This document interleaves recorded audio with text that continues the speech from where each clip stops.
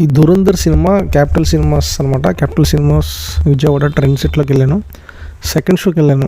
Second show అంటే అది 8:25 8:30 show. తర్వాత ఇంకో షో ఉంది, ఎందుకంటే మూవీ 3 hours 40 minutes. మూవీ అయ్యేసరికి 12:30 అయింది. సో అదే లాస్ట్ షో అనమాట.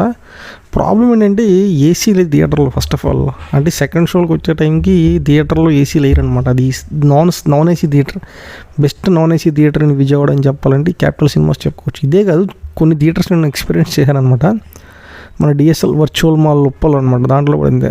సెకండ్ షోకి వస్తే ఏసీ ఆన్ చేయరు, కట్టేస్తారు, ఆఫ్ చేస్తారు. అంటే మార్నింగ్ నుంచి రన్నింగ్లో ఉంటుందేమో, ఈవినింగ్ వచ్చేసరికి ఇంకా షోకి వచ్చేసరికి క్లోజ్ చేస్తారంటే అది మెయింటైన్ అయిపోద్ది అనుకుంటారు. కానీ ఎట్లా ఇది థియేటర్లో 60% ఆక్యుపెన్సీ ఉంది, ఎంతమంది జనాలు ఉన్నారు.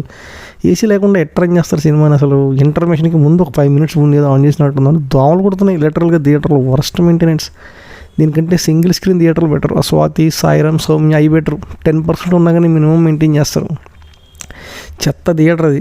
ఇంకా మూవీ గురించి చెప్పాలంటే movie was good in the sense. నాకు కొంచెం కేజీఎఫ్ చూసాను, కొంచెం ఆ వైపులో అనిపించింది. అట్లా చెప్పకూడదేమో.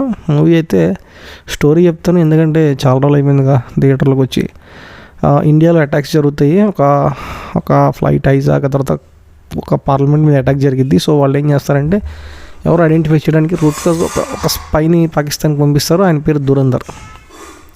ఆయన ఒక పేరు మార్చుకుంటాడు, పాకిస్తాన్లోకి వెళ్తాడు. ఇంకా అక్కడి నుంచి మొత్తం మూవీ అంతా పాకిస్తాన్లోనే ఉంటుంది. పాకిస్తాన్లో పొలిటిక్స్ ఎలా జరుగుతాయి, పాకిస్తాన్లో ఈ పొలిటికల్ పార్టీస్ ఎలా ఉంటాయి, అక్కడ లవ్ ట్రాక్ ఉంటుంది. అది చాలా బ్యూటిఫుల్గా అనిపించింది. ఇంకంతే, అంత ముస్లిమ్స్, వాళ్ళ కల్చరు, వాళ్ళ లైఫ్ స్టైలు, వాళ్ళ మ్యారేజ్లు, వాళ్ళ డ్యాన్స్లు. చివరి మూవీ మధ్యలో ఒక చోట నాకు బాగా అనిపించింది. ఈ సినిమా అందరు ఇండియన్స్ చూడాలి కదా. మన కరెన్సీ వాళ్ళు ప్రింట్ చేయడం ఏంటి అసలు? మన కరెన్సీ పాకిస్తాన్ వాళ్ళు ఎట్లా ప్రింట్ చేస్తారు?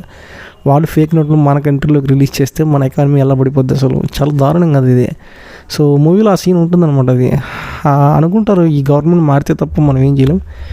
ఇండియాకి enemies 2, first India, next Pakistan. ముందు ఇండియా బాగోవాలంటే గవర్నమెంట్ మారిపోవాలి అనే ఒక కైండ్ ఆఫ్ ట్రాన్స్ఫర్మేషన్ సీన్ ఉంటుందన్నమాట. అది చాలా గట్స్ ఉండాలి డైరెక్టర్కి నిజంగా. 3 hours 30 minutes కాంప్రమైజ్ అవ్వలేదు. ఎడిటింగ్ చేసుకోవచ్చు, తగ్గించుకోవచ్చు, కొంచెం వైలెన్స్ తగ్గించుకుని యూబోయే కూడా చేసుకోవచ్చు. కానీ లేదు, ఈ నెవర్ కాంప్రమైజ్. ఏ సర్టిఫికేట్ మూవీ 3 hours 40 minutes ఉంది. ఇంకా చెప్పాలంటే రా ఇంట్రెస్టిక్ అనమాట. కొన్ని వైలెన్స్ సీన్స్ దారుణంగా ఉంటాయి. లిటరల్గా చెప్పేశారు అనమాట ఎంత కాంగ్రెస్ గవర్నమెంట్లో జరిగిద్దని. ఇంకా అట్లా అనుకోవచ్చు. అంత ఆ యూపీలో, ముఖ్యంగా ఉత్తరప్రదేశ్లో ఉన్న మినిస్టర్స్ కొంతమంది డైరెక్ట్గా మన ఆర్బీఐ ప్లేట్లు తీసుకుపోయి పాకిస్తాన్ వాళ్ళకి ఇచ్చేస్తారు. వాళ్ళు ఫేక్ మనీ ప్రింట్ చేస్తారు, మన ఇండియాలో వదిలేస్తారు. సో ఈ గవర్నమెంట్ మారాల్సిందే అన్నట్టు చూపించాడు. ఆల్మోస్ట్ నాకైతే అట్లాగే అర్థమైంది. నాకు హిందీ రాదు, నాకు వచ్చిన హిందీ అయితే ప్రకారం నాకు అట్లా అర్థమైంది. మూవీలో ఒక సీన్ చాలా బాగా నచ్చింది అనమాట. సో ధురంధర్ పాకిస్తాన్లో ఉంటాడు, ఒక ఇన్ఫర్మేషన్ ఇస్తాడు ముంబైలో అటాక్స్ గురించి.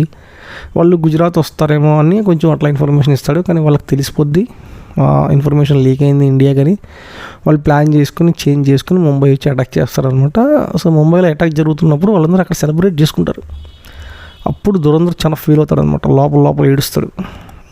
బయటకు వస్తాడు, వీళ్ళందరినీ చంపాలని లెక్కేసుకుంటాడు. ఏదో గవర్నమెంట్ దగ్గర నుంచి ఆయనకి అఫీషియల్ కన్ఫర్మేషన్ వస్తుంది. తర్వాత ఒకరిని చంపేసి మంచి యాక్షన్ చేస్తాడు అనమాట అక్కడ. సో అప్పటికి ధురంధర్ పాకిస్తాన్లో మంచి పొలిటికల్ లెవెల్లో ఆయన సెటిల్ అయిపోతాడు. మెల్లగా ఒకరితో కలవడం, వాళ్ళ దగ్గర నుంచి మెల్లగా ఐఎస్ఐకి వెళ్ళడం, అక్కడి నుంచి పాకిస్తాన్ పొలిటికల్ ఇన్ఫ్లుయెన్సర్ ఆల్మోస్ట్ ఆ స్టేజ్కి వెళ్ళిపోతుంటాడు ధురంధర్. మూవీ అంతా పాకిస్తాన్ పాలిటిక్స్ అనమాట. చాలా బాగా అనిపించింది. క్లైమాక్స్లో నాకు కొంచెం అర్థం కాలేదనమాట. ఈ ధురంధర్ బ్యాక్ డ్రాప్ ఏంటంటే ఆయన ఒక డెత్ పేరోల్లో ఉన్న పర్సన్ అనమాట. అంటే ఒక చనిపోయే ఉరికమ్మ ఎక్కించే వ్యక్తి. ఆయన తీసుకెళ్ళి స్పైగా పాకిస్తాన్లో పెట్టారు. ఆయనేమో దేశం కోసం ప్రాణాలు ఇచ్చే లెవెల్లో పనిచేస్తున్నాడు అక్కడ. ఆ స్టోరీ తెలియాలంటే మళ్ళీ Part 2 అనమాట. Part 2 ట్రైలర్ తీసాడు, అదేమంత అర్థం కాదులేండి, ఏదో గ్లిమ్స్లా ఉంటుంది. సెకండ్ పార్ట్ మార్చిలో రిలీజ్ అవుతుంది. సో మూవీ అయితే ఇప్పటికే అరౌండ్ 800 crore వరకు వెళ్ళిపోయింది. It will hit 1000 crore soon, దాంట్లో డౌటే లేదు. ఇంకా నిజం చెప్పాలంటే అవతార్ కూడా చూడట్లేదు, ధురంధరే చూస్తున్నారు ఎక్కువ మంది. బాగుంది, పర్లేదు. కొంచెం 90s ఉండే గ్యాంగ్ వార్లో కొన్ని సీన్స్ ఉంటాయన్నమాట. సో థియేటర్లో అయితే ఎక్స్పీరియన్స్ చేయొచ్చు. సెకండ్ షోకి మాత్రం మల్టీప్లెక్స్లకి వెళ్ళకూడదని నాకు అర్థమైంది. అంటే చిన్న మల్టీప్లెక్స్లు కాదు, ఈ పెద్ద మల్టీప్లెక్స్లు అయినా ఏంటో మరి ఇట్లా ఏసీలు లేకుండా ఏం థియేటర్లో దోమలు కుట్టడం ఏంటండి మరి మల్టీప్లెక్స్లో. ఇంకా పెద్ద మల్టీప్లెక్స్లకి వెళ్ళాలంటే పీవీపీ, పీవీఆర్ ఆ వాటికి వెళ్ళాలేమో నాకు తెలిసి, ఇలాంటి చిల్లర థియేటర్లకు వెళ్ళకూడదు అనిపించింది నాకు సెకండ్ షోలకు ముఖ్యంగా. So thank you. కుదిరితే దురంధర్ నాకు తెలిసి ఇంకా ఓటీటీకి వచ్చేస్తేమో 1 month అయిపోయింది రన్, మేబీ ఇంకొక 1 week 2 weeks తర్వాత ఓటీటీలోకి వస్తుంది. ఓటీటీలో అయితే తెలుగు వర్షన్ కన్ఫామ్గా ఉంటుంది. మూవీ అయితే అందరూ చూడొచ్చు. కొంచెం వైలెన్స్ కొంచెం ఇబ్బందిగా ఉంటుంది, మరీ టూ మచ్ వైలెన్స్ అనమాట. అవి తీసేస్తే మూవీ ఒకసారి ఖచ్చితంగా చూడాలి, ఎందుకంటే ఇండియాలో ఏం జరిగింది అప్పుడు అని తెలుసుకోవాలి. అలాగే జరిగిందంటే అది నేను ఖచ్చితంగా చెప్పలేను, కానీ అట్లా జరిగే అవకాశాలు ఉన్నాయి, అట్లా జరిగింది. Thank you, bye.